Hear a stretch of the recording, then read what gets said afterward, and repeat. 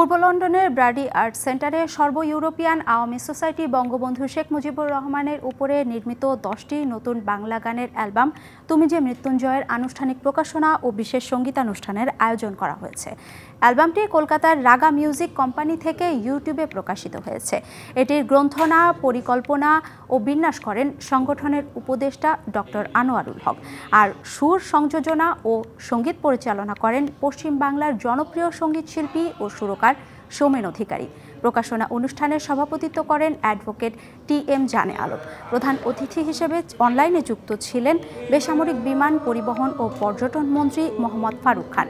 বিশেষ অতিথি ছিলেন যুক্তরাজ্য আওয়ামী লীগের সভাপতি সুলতান মাহমুদ শরীফ। সারা দেশের মানুষকে উদ্বুদ্ধ করে যে জাতির জনক বঙ্গবন্ধু শেখ মুজিবুর রহমান এই বাঙালি জাতিকে পৃথিবীর বিস্ময় হিসাবে 40% বেশি গ্লো, বিশ্বের 1 নম্বর গ্লো ক্রিম, নতুন গ্লো এন্ড লাভলি